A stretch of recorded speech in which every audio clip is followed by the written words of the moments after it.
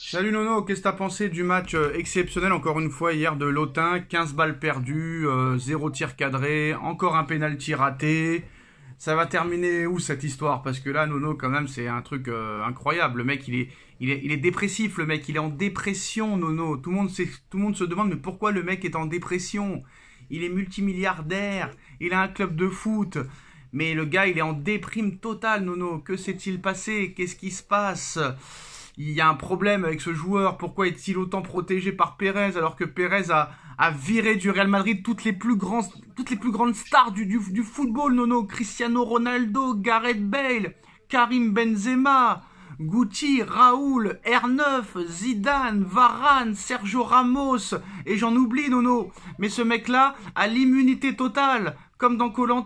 Et en plus de ça, ils veulent virer Vinicius pour créer une équipe autour de lui. Le mec n'arrive même pas à tirer un penalty, n'arrive même pas à tirer un corner, n'arrive même pas à tirer un coup franc, n'arrive même pas à faire une tête correcte. Il ne court pas, il ne défend pas, il sait pas tirer un penalty. Ça devient très problématique. Le mec, il a 26 ans, Nono. Le 20 décembre, comme toi, il va avoir 26 ans, 0 ballon d'or, 0 FIFA The Best, il n'a toujours pas le permis de conduire à 26 ans, il a toujours pas de meuf. Ils se sont même posé la question hier, Nono, sur certains médias de YouTube, hein. Ce mec-là n'a même pas de meuf, Nono. Il n'a même pas de meuf. Il va avoir des prostituées, le gars. Comment sa mère peut le laisser aller voir des prostituées? Il est complètement à l'ouest, le gars. Il a même pas de meuf, il a pas de permis, il a pas de voiture. Il est bizarre, ce gars, Nono. Et où ça va finir, cette histoire? Où ça va finir? Eh ben, tout simplement, il est rattrapé par son niveau. Voilà, on en a tellement fait au PSG. On va, bon, comme je dis, on va pas répéter 10 000 fois les mêmes choses. Quand il est pas bon, il est bon. Il est homme du match. Ils ont commencé à peu près la même politique au Real.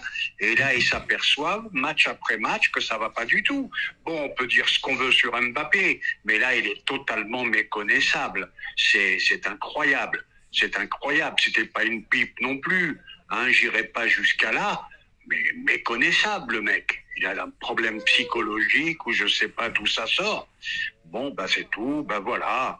Rattrapé par son niveau, il a cru, les médias ont poussé en disant que c'était le meilleur joueur du monde. Ben non, mais non, c'est pas le meilleur. Et hier, ce qui fait mal hier, quand tu vois le match de Mo Salah et tu vois le match de Mbappé, tu te dis, là, ils se sont pas trompés, les médias, ils se sont carrément plantés. Le mec, 33 ans, il court comme un lapin. Mbappé, 25 ans, ne court plus. Il s'est pris pour Messi. Voilà, mais le problème, c'est que c'est pas Messi et c'est pas Ronaldo. Donc, tout simplement rattrapé par son niveau. Et voilà. Et pour moi, c'est pas une grosse surprise. Rafinha est meilleur, Yamal est meilleur, Salah est meilleur. Il y en a plein d'autres qui sont meilleurs. Mais surtout, Nono, moi, ce que je comprends pas, c'est pourquoi le mec, il est autant protégé par Pérez. Parce que n'importe quel joueur aurait commencé comme ça. Mais le mec, déjà, on parlerait d'un départ l'été prochain. Là franchement, c'est vraiment très étrange. Et surtout, Nono, vous l'avez pas noté, personne n'en parle. Mais compare le physique qu'il avait il y a 1 an et demi, 2 ans et maintenant, il y a 5-6 kilos de trop et ça se voit. Hein. Bah oui, Ah oui. il y a un problème. Ah oui. Il doit y avoir un problème de condition physique. Bon, mais même quand il était fit, il courait pas beaucoup. Hein. Ça change rien au problème. Non mais au moins il Pérez, allait vite devant. Au moins il allait vite devant. Il allait à 300 à l'heure, le gars. Attends. Ah, mais Pérez. Non mais les Pérez, médias français, Nono, depuis qu'il est au Real, toutes les semaines, allez c'est son soir. Allez c'est son soir. Allez c'est son soir. Il marque un but contre Leganés, ça y est il va être lancé. Il marque un but contre Retafe, ça y est il va être lancé. Attends Nono, c'est très simple. Regarde, tu vas aimer ce que je vais te dire. Tous les matchs qu'il a joués, lui et le Real, contre les grosses équipes cette année, ils se sont fait fracasser. Contre le Barça, fracassé. Bilbao hier, fracassé. Contre Lille, fracassé. Contre Liverpool, fracassé. Contre le Milan AC, fracassé. Contre l'Atlético Madrid, match nul. Donc ça veut dire quelque chose, hein. Eh ben, ça veut dire ce que ça veut dire. Un Real complètement déréglé, méconnaissable par rapport à la saison précédente, où ils gagnent malgré tout la Ligue des Champions et je sais plus ce qu'ils ont gagné La Ligue des Champions, le championnat, la Super Coupe d'Espagne, etc. Voilà, donc voilà. L'erreur de Pérez, bon, ben maintenant, il doit assumer. Comme j'ai dit, c'était une obsession. Mbappé. Comme tu as dit, toi, prêt à vendre Vinicius pour Mbappé. Donc, regarde jusqu'où il peut aller. Bon, ben voilà. Et Ancelotti, pareil, pas meilleur que les autres entraîneurs. Incapable de le sortir. Hier encore, on fait sortir Rodrigo, qui n'a pas fait un grand match, mais malgré tout, qui a été quand même dangereux, plus dangereux. Et non, les médias espagnols, les médias espagnols se sont donnés à cœur joie. Franchement, pour moi, le Real Madrid, il a fait une grosse erreur déjà en recrutant ce mec-là. Mais hier, les médias espagnols qui l'ont sucé pendant des années ont été très loin dans la critique, même en le comparant à une dinde de Thanksgiving, comme quoi il était plus faible qu'une dinde de Thanksgiving, Nono. Voilà. Oui, parce que c'est comme je t'ai dit, c'est quand même pas une pipe. Ah si, c'est une pipe, c'est devenu une pipe depuis plus d'un an, c'est une pipe, Nono. Ah si, le mec est méconnaissable, voilà. Mais ça fait à peu près 2 ans que ça dure. Ouais, mais surtout un an bien profond quand même. Voilà. Parce que la Coupe du Monde 2022. Ah ça va, me parle pas de la Coupe du Monde, on sait qu'il a pas été.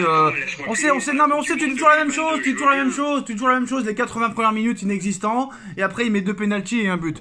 Donc voilà. Oui, Hier. Oui, mais c'est toujours pareil, Nono. Mais c'est toujours la même chose. C'est toujours la même chose. Le Mbappé que le Real pensait avoir recruté aurait déjà marqué 30 buts il y a 2 ans, mais ce Mbappé n'arrive à rien. Difficile d'expliquer comment un joueur capable de marquer 3 pénaltys contre l'Argentine en finale de Coupe du Monde tire maintenant avec autant de doutes. Il en a marqué que 2 quand même sur pénalty, pas 3. Et dans le foot d'élite, on ne se rappelle pas d'un écroulement comme celui de Mbappé au Real Madrid. Une dinde, le jour de Thanksgiving, a plus de confiance que Mbappé. Il ne dribble personne, il ne trouve pas sa place. Il n'y a pas moyen de voir ne serait-ce que des miettes du Mbappé version PSG. Le début de l'ère Mbappé au Real est un cycle interminable, des buts hors jeu, des occasions évidentes qui ne terminent pas au fond, qui terminent sur le gardien adverse, et même une de ses armes, les pénaltys, qui le sauvaient quelquefois, sont en train de dérailler. Mbappé, ça commence à devenir un film d'horreur. Après 1 heure dans la tourmente à Saint-Mamès, sans rien proposer, le match lui a donné une opportunité de se refaire comme à Liverpool, mais il a encore raté. Eh ben oui, qu'est-ce que tu veux rajouter? Le match de Mbappé est lamentable, et pas seulement à cause du penalty. Il aurait pu rater et faire un bon match, mais son niveau a même été en dessous de celui de son équipe, ce qui est déjà difficile. Il n'y arrive pas à gauche, il n'y arrive pas à droite, il n'y arrive pas dans l'axe, il n'y arrive nulle part. Son match est marqué par l'impuissance. C'est un conte de fées de l'imaginer faire le pressing. La manière dont il tire le penalty, c'est celle d'un joueur qui se chie dessus, mais qui a l'obligation de le tirer. Voilà la presse espagnole, ce que dit sur Mbappé, Nono. Ah, mais les médias espagnols, c'est pas les médias français. Ils y vont à cœur joie. Bon, maintenant, ils sont dans le même piège que le PSG. Maintenant, faut assumer. Voilà. T'en as pour 5 ans. Espérons pour lui, quand même, malgré tout. Je pense pas qu'il va rester 5 ans au Real, Nono. Impossible. Bon, enfin bref, espérons pour lui, malgré tout, qu'il retrouve quand même un certain niveau, ou un niveau minimum, quoi. Voilà, parce que là, c'est pas possible. Là, c'est même plus un bon joueur, c'est un joueur lambda, quoi. Donc, tu te poses des questions quand même. Bon, enfin bref. Alors, apparemment, grosse pression sur Enrique, Nono. Il y a la presse qui te dit que tout va bien, que quoi qu'il en soit, Enrique restera au PSG. Et il y a une autre presse qui dit que il est en train de s'éloigner du groupe, de s'isoler de plus en plus, de se mettre beaucoup de joueurs à dos, et ça, les dirigeants n'apprécient pas. Campos doute aussi sur Enrique, à sa capacité à peut-être faire gagner cette équipe. Et ça commence à être chaud pour lui.